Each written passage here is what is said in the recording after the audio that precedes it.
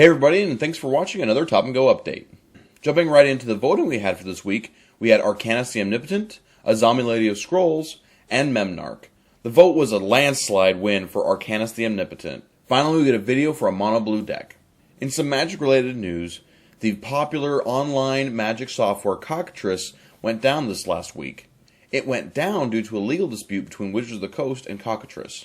Any Magic playing software that isn't endorsed by Wizards of the Coast is technically illegal, but Cockatrice had a huge community of people who playtested their decks, played with their friends all over the world, and it became really popular the past few years. Now that Cockatrice is down due to this legal dispute, we don't know if it's ever going to be coming back, and so that a lot of people are getting up in arms about this issue.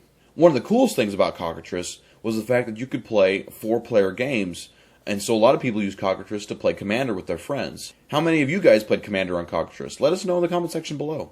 Now let's jump to Commander was playing it before it was cool. In Brianne's first episode of Commanding on a Budget, she included a card called Hall of the Bandit Lord in her budget list. Hall of the Bandit Lord at about $2 was a great budget alternative to cards like Winding Canyons. This last week, thanks to some modern speculation, the card jumped in price from $2 to $10. And then in about the same time it took for it to go up to $10, it fell back down to $5, and it's staying there pretty steadily right now. Luckily though, modern players realized that Hall of the Bandit Lord really wasn't for them and just left it to the Commander players, so the card didn't stay at $10, but it's certainly not as budget friendly as it used to be. Last week we asked you guys, should there be 4-color legendary creatures like the Old Nephilim from Old Ravnica? Why or why not? The debate in last week's comments was really just between two groups of people. And so the comments I'm going to read today are just be one comment for each side of the argument. For those against 4-color legendary creatures, Saroth wrote, "There should be 4-color legendary creatures, but only once Wizards of the Coast or R&D finds out what these color combinations mean.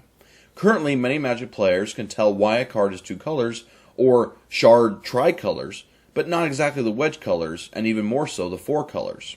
Most, if not all, of the Nephilim could have easily been 5-color creatures with absolutely no change to their design, and that's not what makes gold cards cool." This is certainly a good point, since it's really easy to tell new players what a single color means, like blue. Blue is a control color, it counters spells, and it draws cards. But whenever you're trying to explain to a player what a 4-color combination means, what those colors do together, it gets a little bit trickier. And so it can be seen why Wizards R&D hasn't exactly made 4-color legendaries yet. And on the other side of the argument, CSevek89 wrote, "4-color generals would be really sweet. Besides the obvious opportunity to play with 4 colors, it would let players take Commander from a different perspective. Not which colors do I want to run, but what single color don't I want to run. I think most players have a least favorite color that just never makes the cut when you ask yourself which ones are your favorite, or which ones better represent your idea of the game.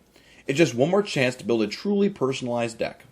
This is a really good point too, because what a lot of the other comments in the comment section were saying is that they just wanted to play a lot of colors except for one. They said, oh, I just don't like blue, or I just don't like green, and so I'd like to play all the other colors except for the one color I don't like. And so having 4-color legendary creatures would allow for this. For myself personally, I feel that Commander is the format where people should be allowed to play the color combinations that they want to play. And so I think 4-color legendary creatures would be good for the format, but I can definitely see where other people would be saying that they're needless or they're kind of silly. This week's question comes from Facebook from a viewer named Zach, and he asks, "How do you feel about staples like Sensei's Divining Top, Lightning Greaves, Soul Ring, and such?" Let us know down in the comment section below. And if you want your question asked on the Top and Go update, tweet us on Twitter and post it on Facebook, or just leave it down in the comment section below.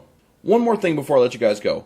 How many of you guys use Tumblr? I think Tumblr might be really good for Top and Go Productions, since it would allow for more interaction between us and you guys, the viewers. People would be able to share deck ideas, questions, and all kinds of other stuff, and we'd be able to respond to you guys and post on the Tumblr there. It would allow for us to be even more interactive with you guys than we already are.